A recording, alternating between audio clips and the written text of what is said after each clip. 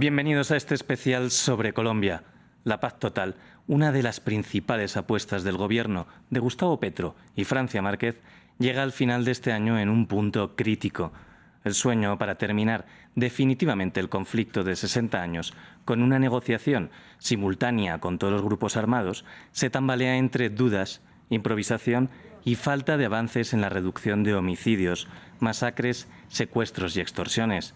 Por lo que Petro termina este 2023 dando un volantazo, destituyendo a quien designó como arquitecto de la paz, Danilo Rueda, y dejando a su negociador con el ELN, Oti Patiño, como alto comisionado para la paz.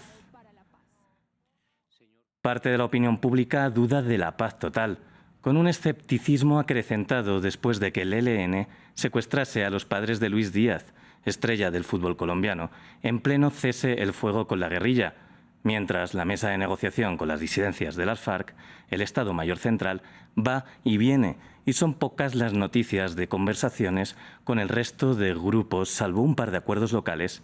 En el siguiente informe repasamos los principales eventos de la paz total. Juro a Dios y prometo al pueblo.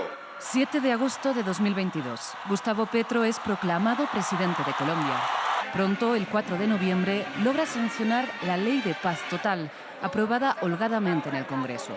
Con esa inercia llega el gobierno hasta el 31 de diciembre de 2022, cuando Petro anuncia en la red social X un cese el fuego múltiple. Hemos acordado un cese bilateral con el ELN, la Segunda Marquetalia, el Estado Mayor Central, las AGC y las autodefensas de la Sierra Nevada desde el 1 de enero hasta el 30 de junio de 2023, prorrogables según los avances en las negociaciones. La paz total será una realidad. Paz con 5 grupos, un idilio que duró apenas 2 días, cuando el ELN negó haber acordado el cese el fuego. Terminado el optimismo inicial, las negociaciones y la opinión pública empezaron a torcerse. El 19 de marzo, el gobierno suspende el cese el fuego con el Clan del Golfo, acusando al grupo narcotraficante de estar detrás de unas violentas manifestaciones de mineros irregulares en el occidente del país. El 22 de mayo lo suspende con el Estado Mayor Central, disidencias de las FARC que nunca se sumaron al acuerdo de paz de 2016 por matar a 4 menores en una comunidad indígena amazónica. Reveses que parece lograr revertir el 3 de agosto, cuando se anuncia un cese el fuego histórico de 180 días con el ELN, la guerrilla activa más antigua de América Latina. El 16 de octubre haría lo propio con el Estado Mayor Central, sumándose a las treguas logradas entre bandas locales en Medellín, segunda ciudad del país, y Buenaventura, el principal puerto de Colombia. Pero más allá de estas negociaciones locales, las conversaciones con el resto de grupos llegan al final de año cuestionadas.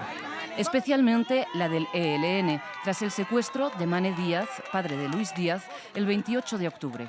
Un acto repudiado ampliamente por la sociedad colombiana y que el ELN no ha descartado públicamente continuar, como dijo su comandante Antonio García en la red social X. Importante, el ELN no hace secuestros. Hay diferentes acciones de privación de la libertad, pero son diferentes. Prisioneros, rehenes, retenidos, secuestrados y desaparecidos. El ELN solo hace prisioneros y retenidos. Una cronología liderada por Danilo Rueda como alto comisionado para la paz hasta el 23 de noviembre, cuando es destituido y reemplazado por Oti Patiño, excompañero de armas del presidente en la guerrilla del M-19 y quien ha liderado los diálogos con el ELN. Oti Patiño, el nuevo alto comisionado para la paz, fue posesionado el 6 de diciembre en la Casa de Nariño por el presidente Gustavo Petro, ocasión en la que estableció su enfoque para la paz en Colombia. Yo he dicho que la paz hoy en Colombia es territorial o no es paz. Y desde luego toca más que pensar en los actores, que además hay que pensar en ellos, en los actores armados y legales, pensar en los territorios. Y creo que desde esa perspectiva es que puede construir la paz con la gente en los territorios. Pero ahora toca crear como un centro de decisiones, mucho menos móvil, mucho más conectado con esas regiones y con esas voluntades de paz y sobre todo con esos territorios afectados por la violencia. Los secuestros, masacres y extorsiones han aumentado. Los homicidios han descendido levemente. Oti Patiño considera que es ese enfoque territorial el que permitirá saber qué está fallando. Eso es absolutamente importante para poder examinar qué es lo que está pasando en los territorios, qué es lo que pasa con la muerte de líderes sociales, con la muerte de firmantes de paz, digamos, pero eso, digamos, no obedece a ninguna estrategia. Yo lo pude constatar, digamos, anteriormente, de que no obedece a ninguna estrategia estatal ni de ningún organismo estatal. De todas maneras, es producto de un abandono del Estado, de incumplimientos que ha tenido el Estado y de situaciones muy específicas de cada territorio.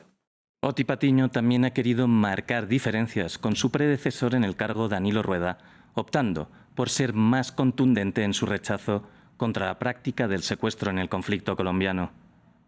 Una persona que es retenida contra su voluntad para obtener algún beneficio económico, pues es un secuestrado, punto. Eso no tiene mucha discusión. El panorama por delante para el nuevo alto comisionado para la paz, Oti Patiño, no será fácil. La negociación más avanzada es con el Ejército de Liberación Nacional. Por el momento se han realizado 5 ciclos de negociaciones en Caracas, La Habana y Ciudad de México. El 3 de agosto se firmó un cese al fuego para 6 meses. Sin embargo, el 28 de octubre, el ELN secuestró a los padres de Luis Díaz, estrella del fútbol colombiana, causando un rechazo unánime. En los próximos ciclos, el Gobierno quiere zanjar el tema del secuestro antes de seguir avanzando hacia un acuerdo definitivo que Petro estima será el 25 de mayo de 2025. Con el Estado Mayor Central, las negociaciones van y vienen. Iniciaron con el cese al fuego del 31 de diciembre de 2022, roto el 22 de mayo. Después, una nueva mesa de negociación iniciada el 8 de octubre, con cese al fuego suscrito el 16 del mismo mes, que se mantiene, aunque siguen las acciones violentas y la mesa de negociaciones está suspendida. Estas conversaciones han sido cuestionadas. El expresidente y Premio Nobel de la Paz, Juan Manuel Santos, dijo que el peor error del Gobierno había sido darles estatus político. Quien no tiene estatus político y lo reclama son las autodefensas gaitanistas de Colombia, más conocidas como Clan del Golfo y dedicadas al narcotráfico. El 22 de mayo se rompió el cese al fuego tras unas manifestaciones violentas de mineros en el occidente del país. La negociación con este y otras organizaciones criminales depende de una ley de sometimiento que autorice la disolución del grupo y la entrega de sus integrantes a cambio de incentivos jurídicos, norma que el Gobierno todavía no ha logrado aprobar en el Congreso. Disidentes de las FARC, como la segunda Marquetalia de Iván Márquez, que retomaron las armas tras el acuerdo de paz, y otro grupo narcotraficante conocido como Autodefensas Conquistadores de la Sierra, no tienen estatus político y están a la espera de este o de la aprobación de la ley de sometimiento. Hay dudas sobre la posibilidad de una negociación con estos grupos. Donde ha cosechado algunos éxitos el Gobierno es entre las bandas de Medellín, la segunda ciudad del país, y Buenaventura, donde está el principal puerto de Colombia. Pactos de no agresión entre estos grupos han permitido un significativo descenso de la violencia. Estas negociaciones también están a la espera de la aprobación de la ley de sometimiento. Para analizar el estado de las negociaciones y la nueva etapa con Oti Patiño al frente de la paz, saludamos a León Valencia, director y fundador de la Fundación Paz y Reconciliación. Señor Valencia, con la designación de Oti Patiño como alto comisionado para la paz, ¿hay un giro en la estrategia de Gustavo Petro?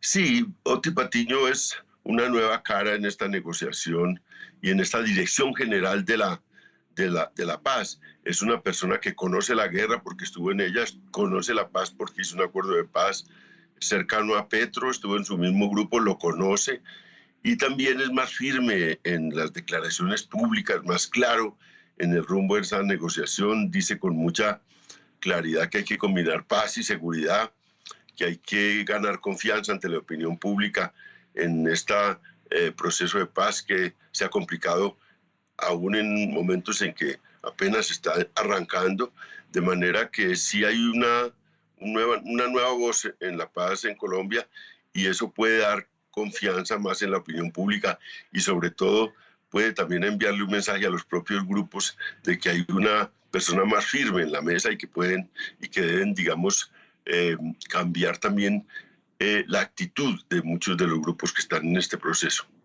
Oti Patiño lideraba la negociación con el ELN, que es la que más ha avanzado.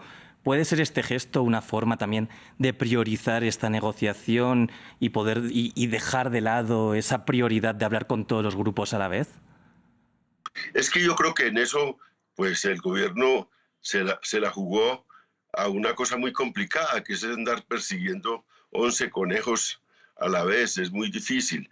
Y es bueno la idea de priorizar la paz con el ELN, porque la paz con esta guerrilla es cerrar 60 años de conflicto armado político que enfrentaba guerrillas y al Estado.